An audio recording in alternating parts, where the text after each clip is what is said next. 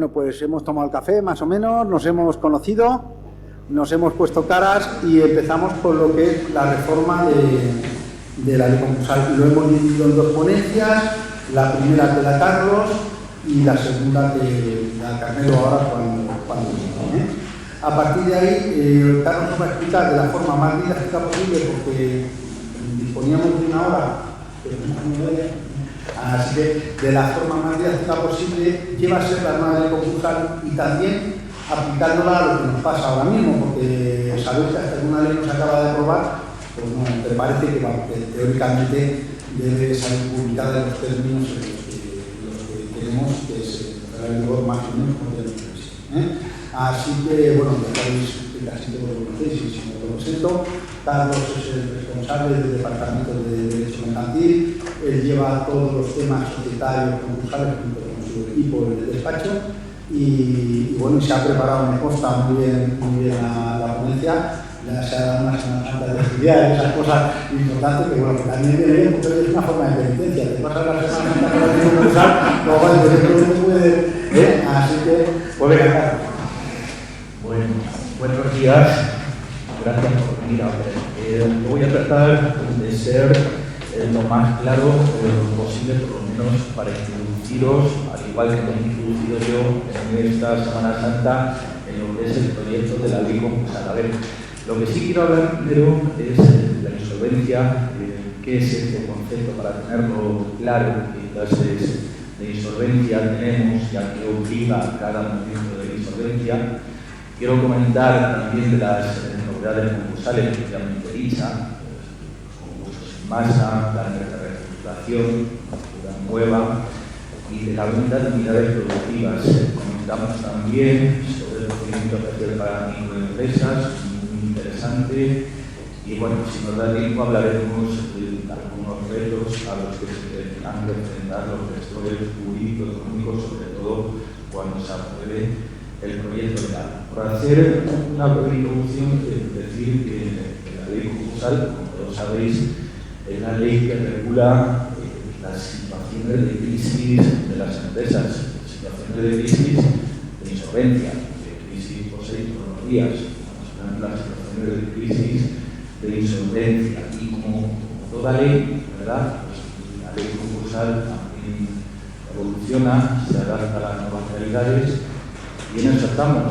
Por un lado, ya se hizo el 20 de mayo del año 2020, que es lo referido a la ley concursal, que en realidad, más que una modificación, lo que es una reorganización, una refundición articular de la antigua ley concursal, habida cuenta de las sucesivas modificaciones legales operadas desde el año 2003. Pero bueno, ahí no queda la cosa. El legislador fue más allá, aprovechando todo esto del COVID, la teoría concursal, que como sabéis, no hay obligación de presentar concursos de acreedores por causa de insolvencia hasta el 30 de junio, hasta dentro de 2 meses aproximadamente.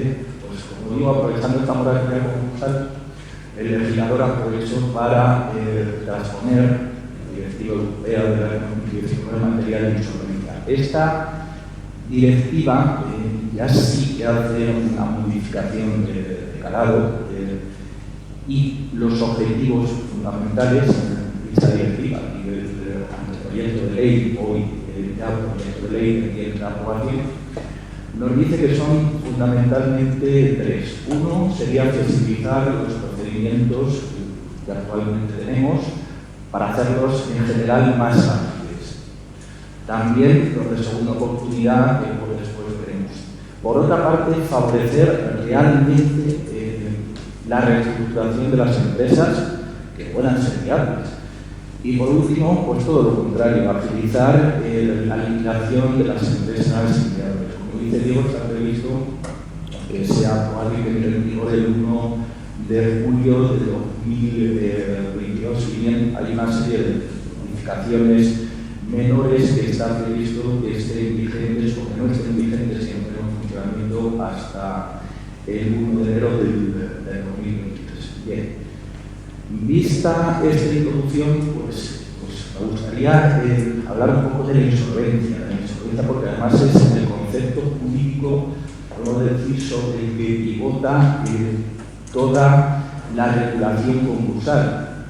La insolvencia es un concepto jurídico vivo, o sea, no es un concepto estático, sino que tenemos diferentes estadios de insolvencia, además consecutivos en el tiempo. Por un lado, tendríamos la insolvencia actual, justamente no poder hacer frente a las deudas líquidas, exigibles a sus respectivos vencimientos, no poder pagar cuando toca. Y tendríamos también un momento previo, que sería la insolvencia inminente, que sería cuando el deudor previa que no puede cumplir regular individualmente sus obligaciones. No confundir insolvencia con causa de disolución por pérdidas, porque se puede estar en situación de insolvencia y no necesariamente causa de disolución, y viceversa, aunque esto quizás sea más complicado. Pero bueno, son conceptos jurídicos diferentes. Claro, esto es relativamente fácil decirlo, estoy en situación de insolvencia, pero ¿cómo sabemos realmente si estamos en situación de insolvencia? Ahí tenemos una serie de hechos externos reveladores de la insolvencia.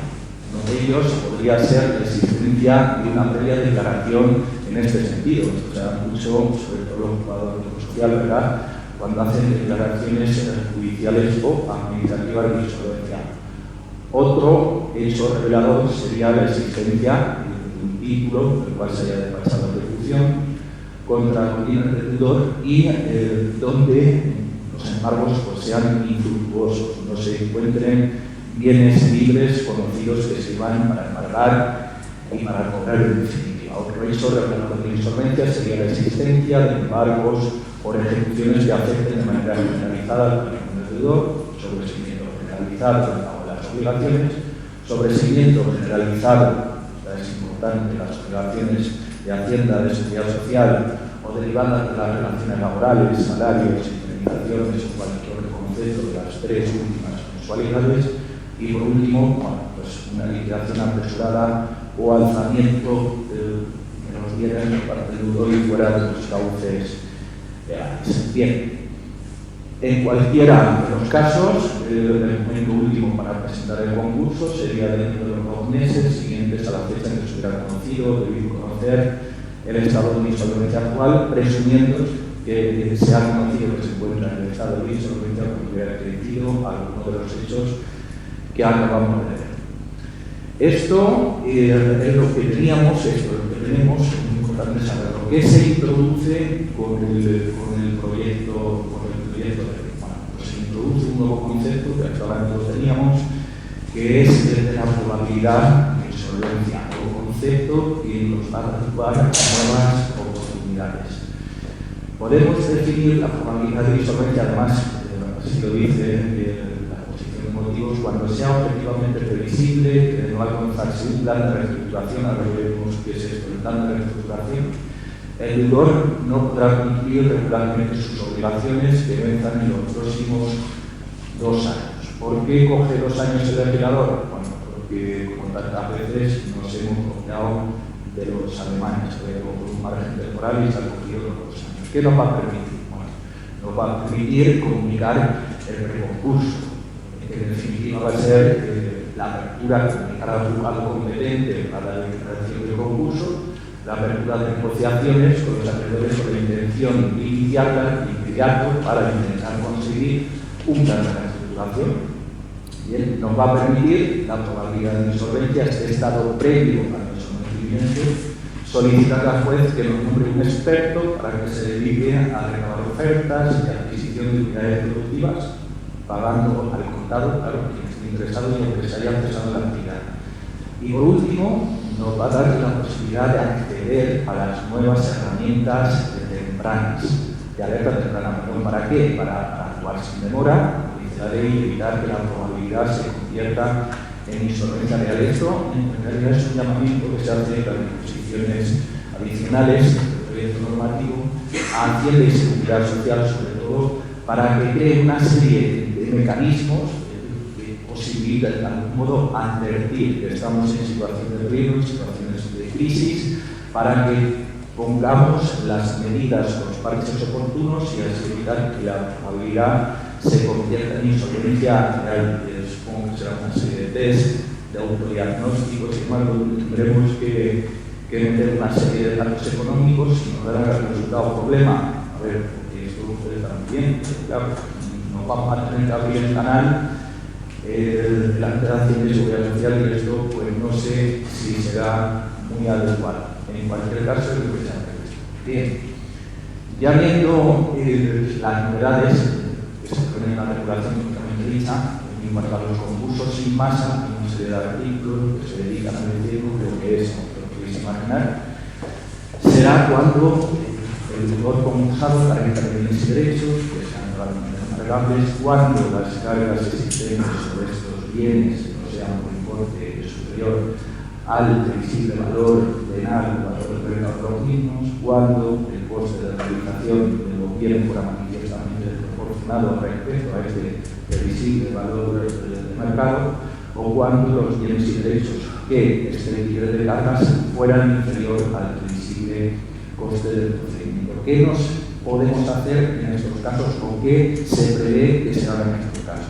En estos casos se prevé como un concurso en dos fases. Una primera fase que será un dictado de un auto de acuerdo mercantil en el cual hará un llamamiento a los acreedores que sus créditos representen más del 5% del pasivo puedan solicitar el nombramiento de un administrador concursal. ¿Para qué? Bueno, pues para lo que veis ahí, para que nos diga este administrador si existen indicios suficientes de que el deudor hubiera realizado actos perjudiciales para la masa activa de los que sean prescindibles. A ver, como lo sabéis, lo digo yo, los 2 años anteriores a la declaración del concurso siempre se examinan precisamente para ver si se ha hecho algún tipo de tratamiento de bienes, una acción en pago, un declarativo por debajo de su valor.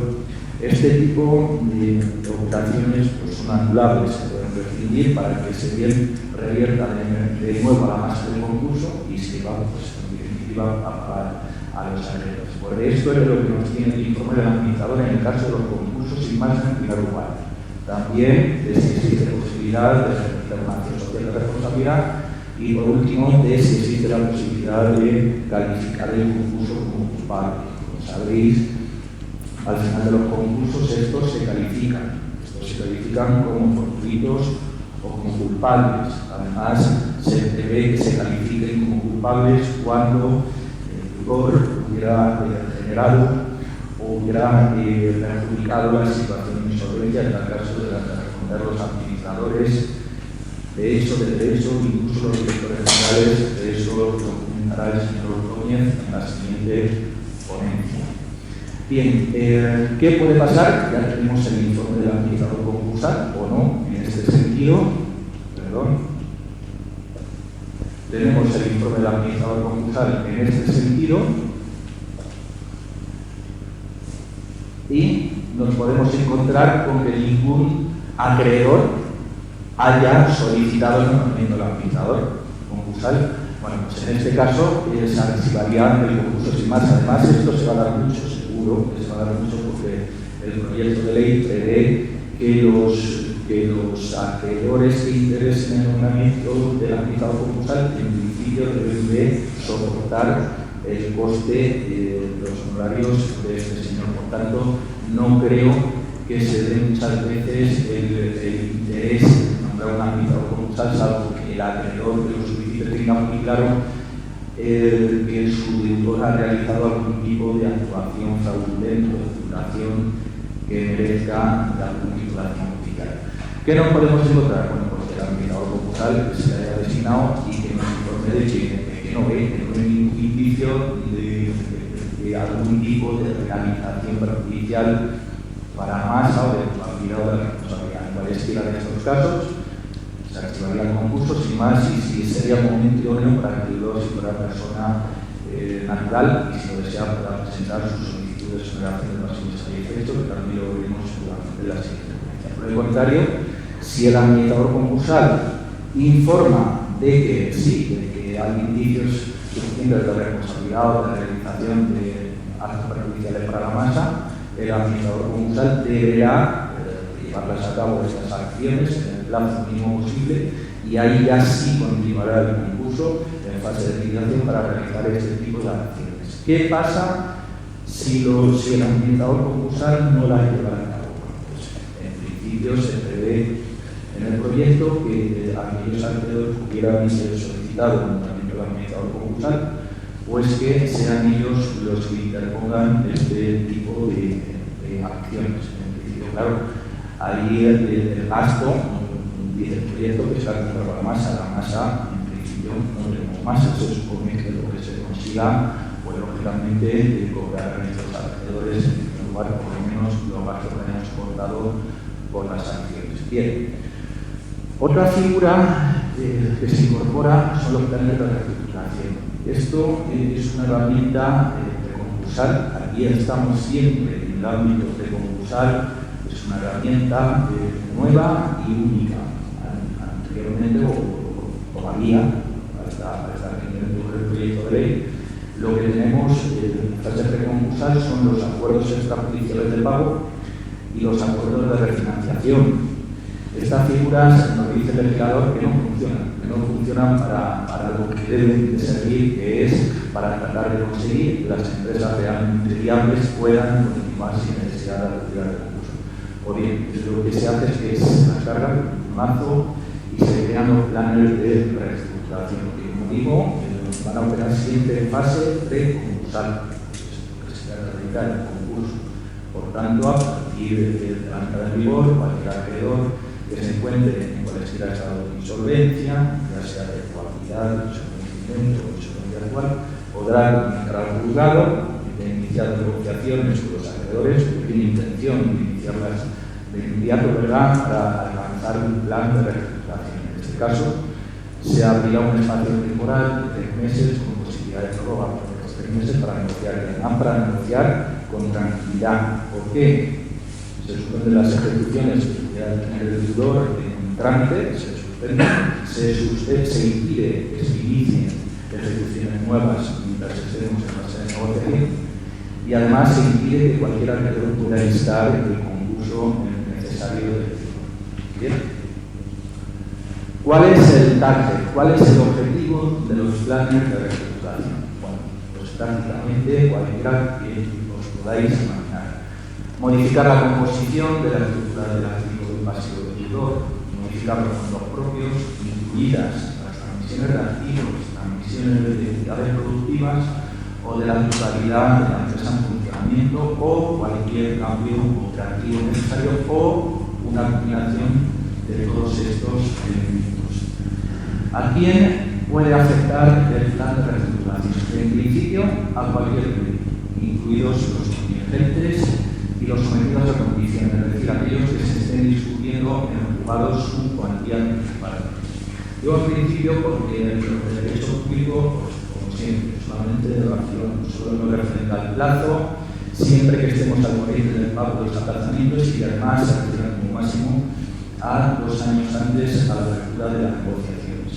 En ningún caso va a afectar a los créditos por alimentos, esto es normal y es clásico, derivados de la relación familiar, de la interés por matrimonio, pero esto sí que es muy criticable a mi modo de ver. Es que se prevé en el proyecto legal que no va a afectar a los créditos derivados de responsabilidad civil extracontractual ni a los créditos derivados de las relaciones laborales. Y esto creo que puede dar al traste con muchos planes de reestructuración. Creo que tiene mucho sentido que si nos estamos llamando a una cantidad importante, un accidente de trabajo, por lo que sea, que esa responsabilidad civil extracontractual no la podamos tratar de eliminar o de acordar. ¿De qué forma afectan los planes de reestructuración a los acreedores y a sus créditos? Bueno, pues igualmente de cualquier forma que podamos imaginar. En principio, modificando la fecha de vencimiento de los créditos, modificando la fecha de la cantidad principal por los intereses, convirtiéndolos en préstamos o créditos participativos o subordinados en socios de la empresa, participaciones o acciones sociales o cualquier instrumento de características o rango distintos a aquellos que tuvieran el crédito originario. También modificando o eliminando garantías que hubiéramos otorgado, ya sean finanzas personales o hipotecarias, cambiando la persona del deudor e incluso modificando la ley aplicable al crédito. Bien, ¿cómo se forman los planes de reestructuración. A ver, aquí nos vamos a encontrar fundamentalmente con 4 fases. Una va a ser la formación de las clases de crédito. La segunda, confirmación de las clases de crédito, en su caso ahora lo veremos. Tercera, aprobación del plan de reestructuración y cuarta, la aprobación judicial. Formación de las clases de crédito. Cada crédito se va a computar por el principal más los recargos más los intereses vencidos hasta la fecha de la formalización del plan. Los créditos contingentes, los litigiosos o sometidos a condición en principio, se van a computar por el importe el máximo, porque después ya cuando tengamos sentencia pues estará a lo que nos diga la sentencia. No obstante, si se prevé que estos créditos contingentes se incorporen en el plan por una cantidad inferior, también se puede hacer, a excepción de lo que hemos visto antes, de los créditos derivados de responsabilidad civil extracontractual y los laborales, que esto no se pueden tocar, y de ahí la crítica que he hecho antes. Los acreedores, esto también es interesante, es nuevo, los acreedores votarán agrupados por clase de créditos afectados por el plan de reestructuración y deberá atenderse a la existencia de un interés común determinado conforme a intereses objetivos.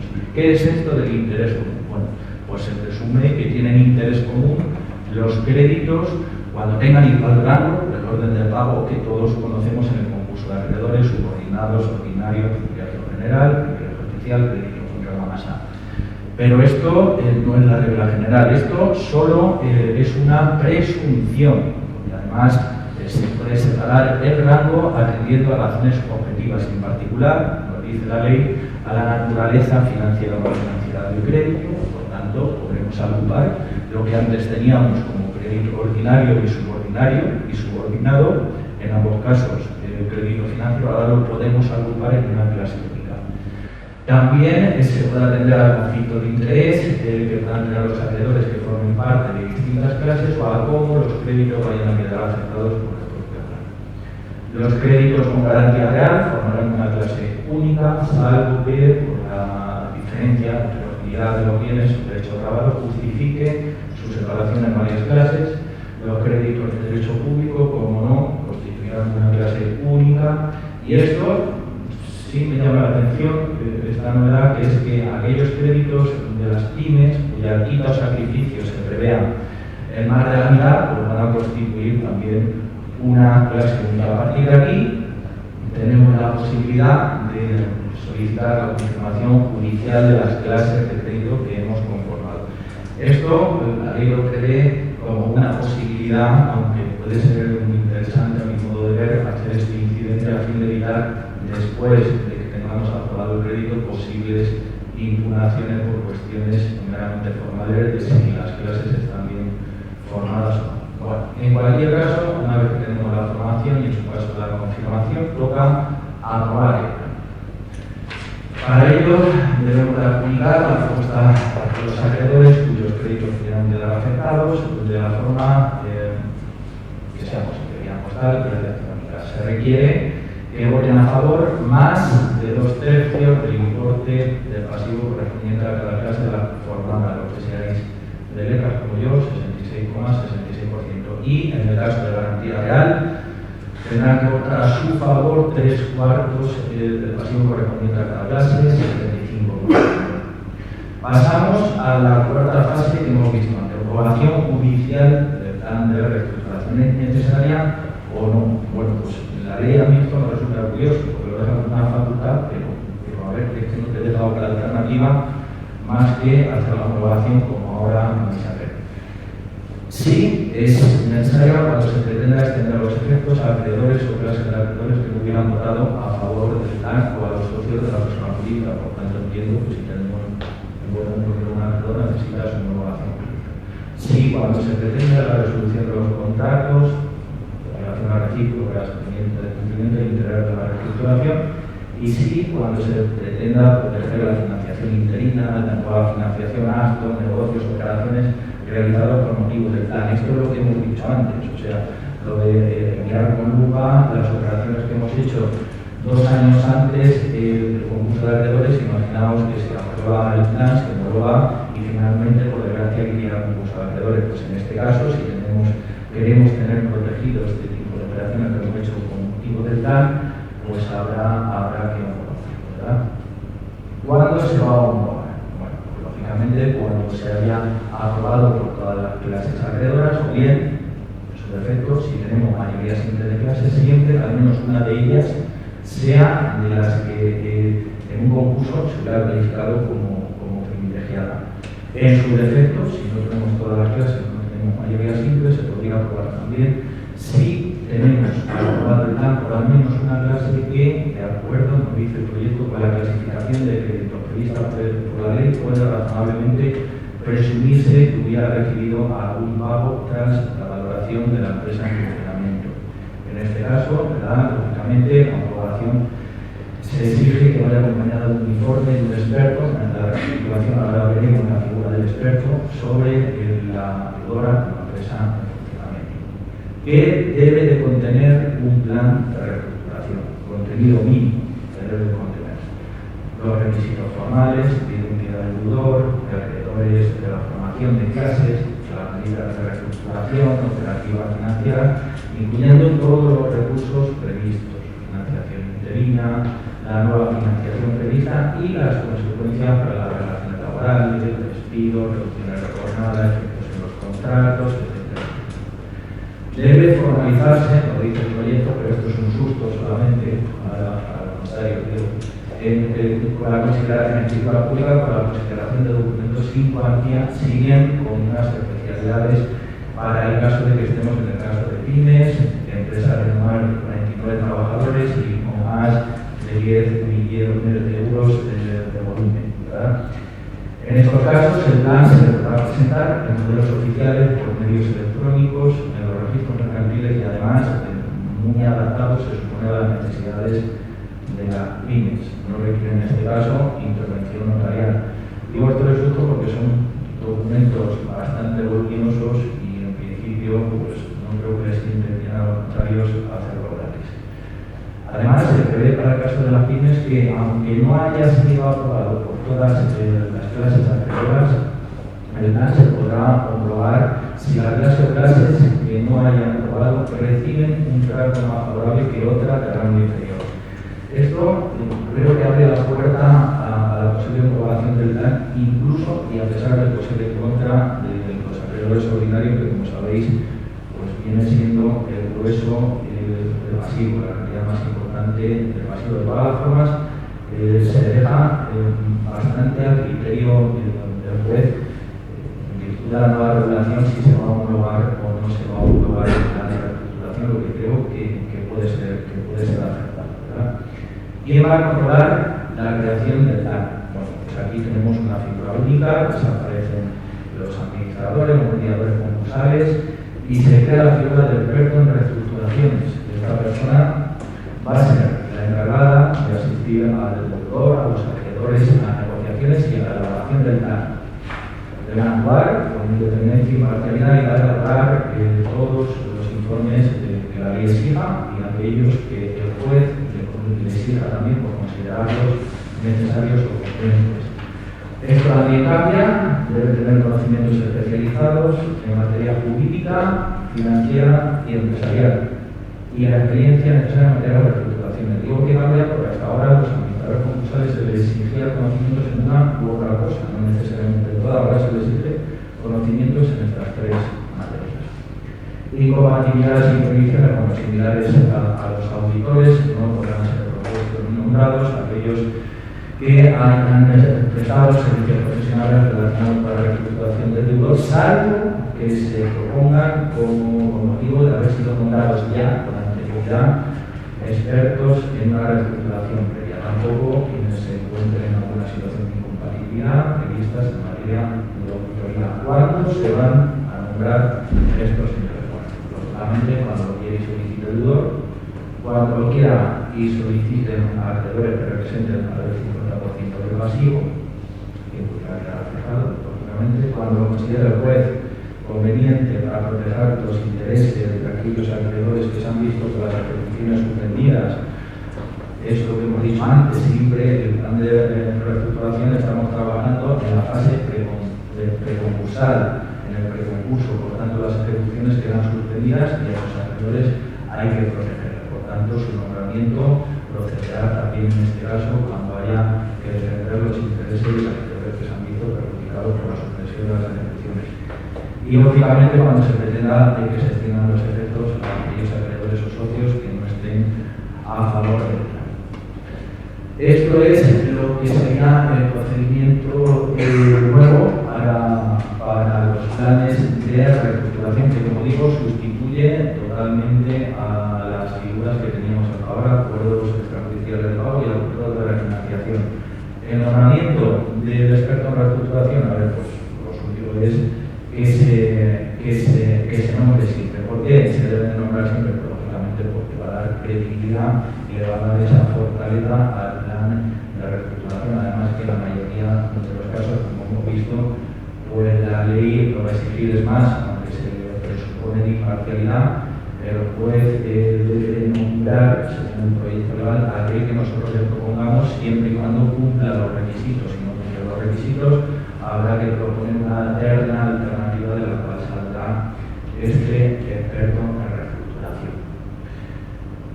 Bien, si os parece, dejamos para después de la unidad productiva, que creo que en el programa estaba así. Vemos primero esto del procedimiento especial que se introduce en las microempresas, que seguro que después lo vamos a entender mejor. Y es que se prevé también en el proyecto legal este procedimiento como nuevo y especial, aunque yo no estoy de acuerdo con esto, porque pronto va a ser el proyecto general, porque la propia ley, la exposición de motivos, nos dice que esto de las microempresas en realidad suponen más del 94% de los concursos de acreedores. Por tanto, debemos de ser el procedimiento especial, muy pronto, y si esto funciona, será el procedimiento general. Este procedimiento prevé un posible periodo de negociaciones, igualmente que el procedimiento general, esta vez para la continuación, no cambien el nombre, o bien para enajenar la empresa en funcionamiento, para pasar el negocio. Igualmente se prevé un procedimiento esta vez muy flexible y con dos posibles itinerarios. Podemos ir o bien a uno o a otro como mano convenga para continuar con la empresa, o bien una liquidación rápida solo para empresas que sean insolventes. Ahí lo que decía antes de no confundir causa de disolución con insolvencia, porque para disolver y liquidar por otras causas que no sean la insolvencia, para eso ya tenemos la ley de sociedades de capital. Aquí solamente para liquidar empresas insolventes, y además las excluye precisamente el proyecto de ley. Concepto de microempresa. ¿Qué es esto de la microempresa? Bueno, pues según la definición que acoge el proyecto normativo, va a ser toda persona natural o jurídica que lleve a cabo una actividad empresarial o profesional, ¿verdad? Y que, encontrándose en cualesquiera escenarios de insolvencia, lo que hemos visto, cumpla dos requisitos acumulativos. Uno, que haya empleado una media de menos de 10 trabajadores en el año anterior, y que para el cálculo de esta media se estará a la media de los trabajadores. Que tenga, el segundo requisito, un volumen de negocios o bien pasivo inferior a 2 millones de euros según las últimas cuentas cerradas en el ejercicio anterior a la solicitud. En este caso estamos delante de una microempresa y nos podremos beneficiar de las ventajas de este procedimiento. ¿Qué efecto produce la notificación al juzgado de esas negociaciones y la apertura del procedimiento? Bueno, pues aquí, como siempre, y ahora lo desarrollaremos un poco más, se puede comunicar al juzgado la apertura de negociaciones previas. ¿Para qué? Para lo que hemos comentado, para buscar un plan de continuación que nos permita continuar con la actividad, o bien para liquidar, pero para liquidar con revisión de la empresa en funcionamiento en este periodo previo de concursar. Se abriría un periodo de 3 meses, esta vez sin posibilidad de recurso, exclusivamente 3 meses, pero con los mismos efectos: suspensión de ejecuciones, imposibilidad de iniciar nuevas ejecuciones y imposibilidad de que nos asusten con, en el caso del deudor, con un concurso necesario. El deudor va a seguir ejerciendo su facultad de administración y disposición, siempre y cuando persiga la continuación de la actividad de la empresa dentro de unos usos normales y salvo petición en contra de los acreedores, que aquí son los que dirigen el procedimiento, la mayoría de ellos, como vamos a ver. El deudor está obligado a presentar el concurso en 5 días si, transcurridos estos 3, no ha alcanzado ningún plan de continuación ni ha logrado permitir la empresa en funcionamiento y se sigue incorporado en causa de insolvencia. ¿Cómo es la tramitación del procedimiento especial? Bueno, pues esto, como yo digo, va a ser el procedimiento 00. No va a ser necesario abogado ni contador para parecer, ni va a ser necesario administrador concursal. Además, las pistas de ocupados, ahora lo podrá precisar más el señor Ordóñez, se prevé que sean remotas y por medios telemáticos. Las resoluciones a su término, incluso con posibilidad de hacerlo de forma oral y sin posibilidad de recurso en la mayoría de los casos. Yo soy el deudor, ¿cómo debo iniciar el procedimiento si estoy en cualquier estadio de insolvencia de lo que hemos visto, incluida la probabilidad? Pues puedo acompañar un simple formulario, eso sí, acompañándolo de la documentación referida al efecto, memoria histórica de una jurídica, que nos exige la ley, relación de bienes y derechos, relación de deudas, muy importante, con valoraciones reales en ambos casos, por lo que ahora vemos, e indicando la vía por la que se va a confirmar o para retirar esta comunicación. La deberemos de dirigir al juzgado y en paralelo, si queremos que los créditos de derecho público se puedan ver afectados por este plan de continuación, hay que notificar, como no, de forma independiente a Hacienda y Seguridad Social. Por parte del acreedor, no olvidemos que un acreedor al cual le deba dinero su deudor también puede instar este procedimiento especial. No puede instar con el mismo formulario e indicando igualmente la vía para continuar o para liquidar. En este caso, el juzgado dará la solicitud al deudor para que se pronuncie al respecto. Y nos podremos encontrar con tres cosas que no digan nada. En este caso se entiende que afecta precisamente la solicitud del procedimiento especial de concurso y además salir al concurso por la vía que haya elegido su acreedor. Puede pasar que afecte. Pues en este caso, la pelota cambia de tejado y deberá decir al acreedor si lo prefiere para continuar o lo prefiere para liquidar. O puede pasar que rechace, que diga, hola, ¿por qué me voy yo al concurso de acreedores si yo no estoy en causa de insolvencia, de la que hemos visto antes? Bueno, pues en este caso se prevé que el juzgado le conceda 5 días adicionales para que pruebe que no se encuentra en situación de insolvencia alguna.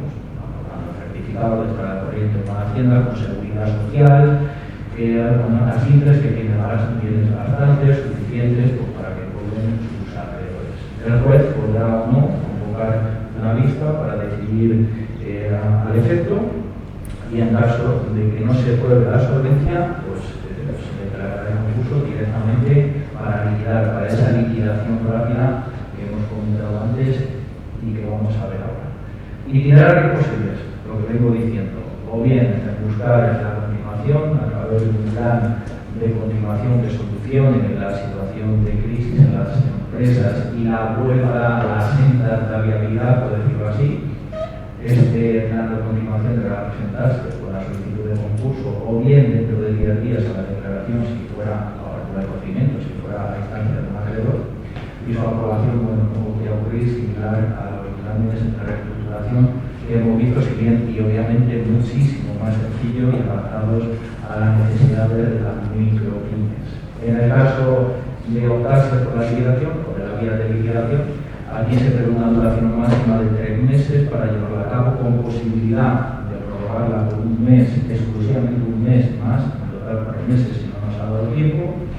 Esta liquidación la podrá asumir el propio deudor o bien puede interesar que sea un administrador concursal el que lleve a cabo la liquidación conforme a un plan de liquidación en la que la regla general va a ser la venta de la empresa en funcionamiento o bien la liquidación individualizada de activos mediante la nueva plataforma de liquidación. Esto, la plataforma de liquidación, a ver, es una de las previsiones que estarán en vigor de 6 meses después de la entrada en vigor de la ley. Por tanto, aunque los concursos para microempresas estarán disponibles, se supone, si se aprueba esto, para el 1 de julio del 22, con la plataforma de liquidación y el tema de los formularios y todo esto, pues no estará disponible, además se prevé así hasta el 1 de enero del 2023. La enmienda del destino del procedimiento especial. Aquí mandan los acreedores cuyos créditos representen más del 50% del pasivo.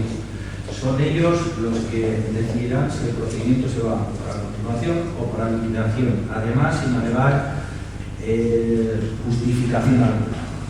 Si la justificación no fuera la imposibilidad de continuar con la actividad a medio del corto plazo, ese porcentaje baja al 25%. El administrador concursal, como digo, no es obligatorio, pero le interesa al deudor y también aquellos acreedores que sumen más del 20% del pasivo.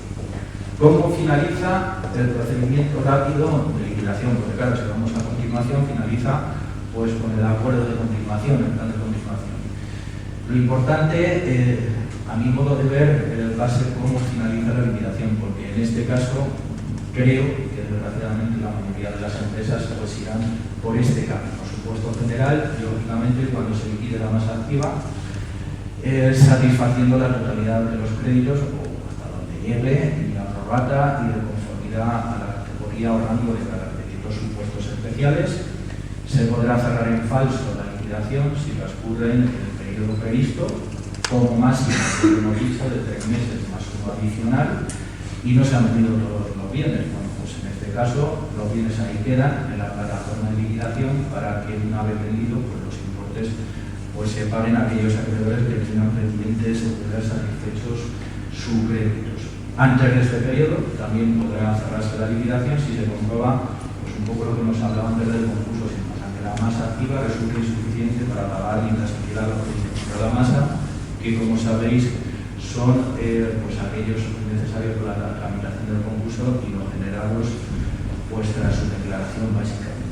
En cualquier caso, al término de la liquidación, pues aquí también sería el momento idóneo para que las personas físicas, ya sean autónomos, bueno, en este caso autónomos porque estamos hablando del procedimiento de microempresas, soliciten la exoneración del pasivo insatisfecho según la oportunidad y habría que presentar un informe de liquidación que siempre va a ser obligatorio.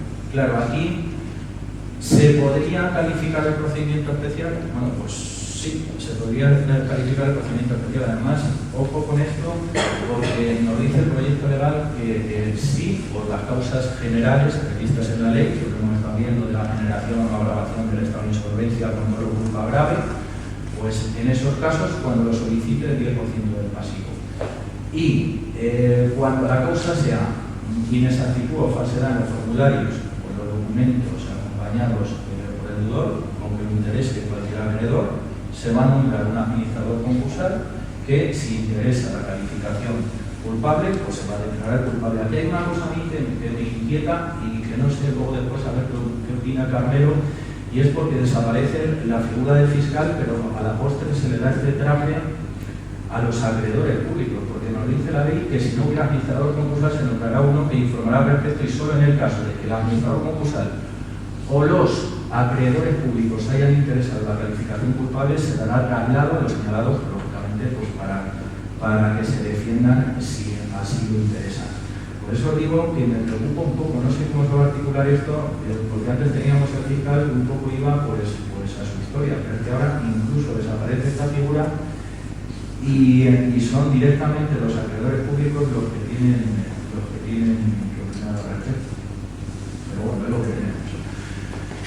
Ventas de unidades productivas. A ver, por unidad productiva, como sabéis, habrá que entender un conjunto de medios organizados, conjunto de medios, materiales y materiales humanos para el ejercicio de una actividad económica, ya sea esencial o accesoria. Bien, pues esto, a través del procedimiento especial de microempresa, lo podemos transmitir, traspasar a través del traspaso de la empresa en funcionamiento. Además, la unidad productiva propiamente dicha, una, todas o las que sean, las podremos transmitir en 3 momentos básicamente. Por tanto, no solamente es que se pueda, sino que el proyecto legal lo que hace es incentivar el poder operar con las unidades productivas con el fin de salvar la empresa. ¿En qué momento vamos a poder transmitir una unidad productiva? La solicitud de la apertura misma, del procedimiento especial de liquidación en el caso de la microempresa, la liquidación rápida que hemos estado comentando. También lo podemos hacer durante la fase de liquidación con la inclusión en el plan de viabilidad, o bien como su inclusión como una oferta sobrevenida si no lo hubiéramos previsto de inicio. Y lo realmente novedoso del proyecto de ley, que es, creo que lo hemos comentado antes, con carácter previo a la solicitud del procedimiento, un deudor en probabilidad de insolvencia inminente o insolvencia actual también podrá solicitar al juez el nombre de un experto para que recabe ofertas con la finalidad de adquirir una o algunas unidades productivas y aunque hubiera cesado la actividad. Pues el famoso PREPAC que tendremos en el artículo 224 ter del proyecto de ley. Bueno, ¿cómo es el procedimiento de venta? En definitiva, que es lo interesante de la unidad productiva. Regla general, subasta electrónica, salvo que el juez autorice otra forma.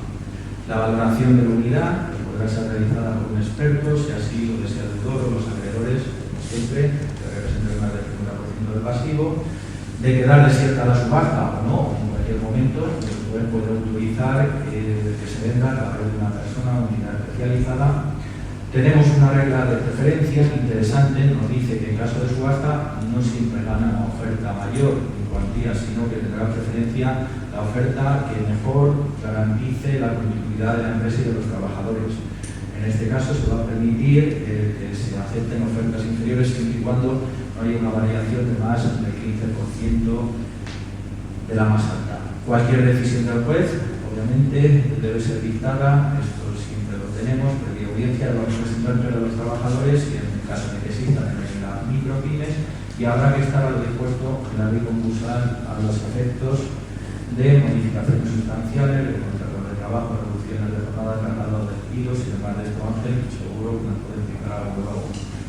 Con la transmisión de la unidad productiva se entiende que hay sucesión de empresa a efectos de los contratos de trabajo y seguridad social y el único competente para realizar esta declaración será el juez del concurso. ¿Vale? Pero el juez mercantil a estos efectos podrá recabar los informes que considere pertinentes en la inspección de trabajo. Esto también es interesante porque antes teníamos disparidad de criterios ocupados de lo social, sobre todo que eran obligados también a interpretar si había sucesión de empresa o no.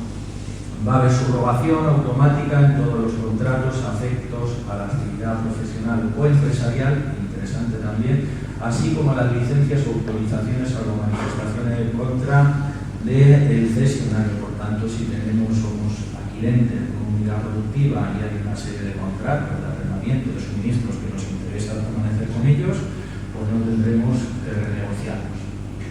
Respecto de los créditos anteriores al concurso, que se encuentren pendientes de pago, solo hay obligación de pagar los créditos laborales, de seguridad social, lógicamente de la unidad productiva concreta en la que se subrogue.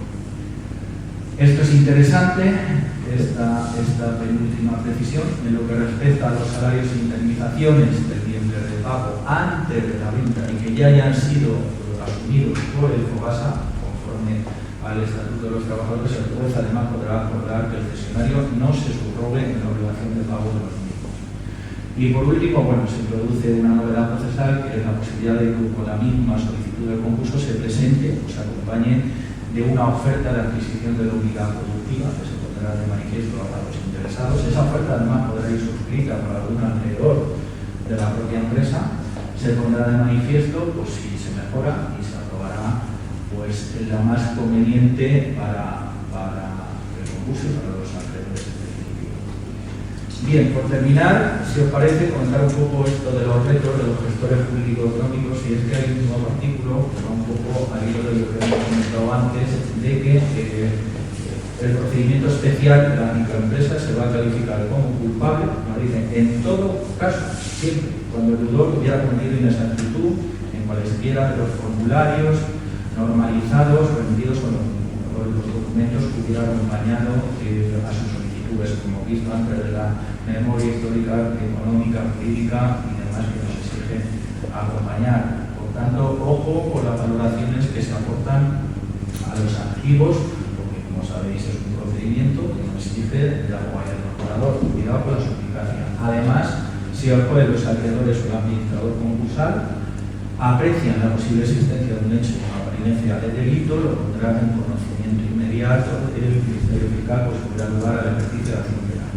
Se entiende que incurre en la exactitud cuando hay una variación del pasivo del activo, de ingresos o gastos superior al 20% y siempre que represente al menos 10.000 euros. En estos casos, lo que hemos visto antes, un formulario de un acreedor solicitando la culpabilidad, el administrador concursal calificará el concurso como culpable y los administradores de derecho, o incluso los directores generales, esto lo explicará fenomenalmente bien Carmelo, deberán de responder de las deudas y del pasivo de la empresa. Por tanto, retos principales. A ver, a mí se me ocurrían estos, pero seguro que se me ocurren muchísimos más. A partir de ahora y de que entre esto en vigor, nos tendremos que enfrentar a un procedimiento nuevo, todos los operadores jurídicos, no solamente los gestores jurídicos económicos, todos los operadores jurídicos, abogados, procuradores, jueces, secretarios judiciales, y todo lo nuevo pues hay que probarlo. Hasta que no se prueba, pues no se ve si funciona de forma adecuada o como nos conviene. Va a suponer, lógicamente, más trabajo distinto a la habitual y posiblemente fuera de nuestra zona de confort. Bastante tenéis con lidiar con trabajadores, con proveedores, con acreedores, incluso muchas veces con los jefes, como para encima estar pendientes de las oportunidades que ofrece este nuevo procedimiento. Pero es que realmente ofrece oportunidades, y además me atrevería a decir que ofrece oportunidades en tres vertientes. De cara al deudor, que se puede beneficiar de estas nuevas herramientas a fin de dedicar su empresa de la mejor manera posible en caso de insolvencia, de forma rápida, efectiva y sin apenas coste. De cara al acreedor, que tiene en su mano una serie de herramientas nuevas para posibilitar de alguna medida el conseguir cobrar su deuda, ¿verdad? Pero es que de cara a terceros que estén allí, se pueden abrir oportunidades de negocio con esto de la nueva plataforma de liquidación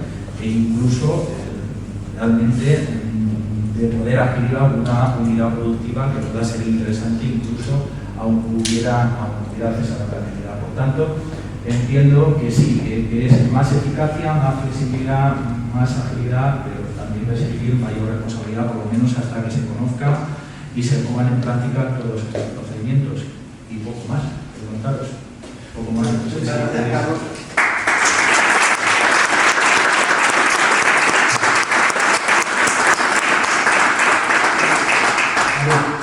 Si la ley entra en vigor y se articula como está, es que puede ser muy práctica. Entonces, yo le digo siempre a los clientes, cuando veas que no puedes pagar, no sigas hasta el final, no refinancies, no te endeudes, no sé qué, no sé cuánto, haz una raya para, dedícate y a partir de ahí dedícate, en vez de todo el tiempo a ver cómo vas apagando fuego, cómo llegas a pagar la nómina, cómo le pagas a un acreedor, cómo le pagas a un proveedor, pues piensa un poco en la actividad de tu empresa y piensa en una solución. Estas posibilidades que nos da, imagínate que eres una empresa pequeñita y tienes un proveedor y ese proveedor es importante. Si tú, esa empresa, tú planteas, ya debe mucho, tú planteas un plan de negocio que sea creíble, el juez te lo aprueba, tu proveedor se queda con los trabajadores, con los contratos, con todo el mundo, te quitas un montón de problemas, dejas a todos los trabajadores trabajando en su puesto, con sus mismas condiciones.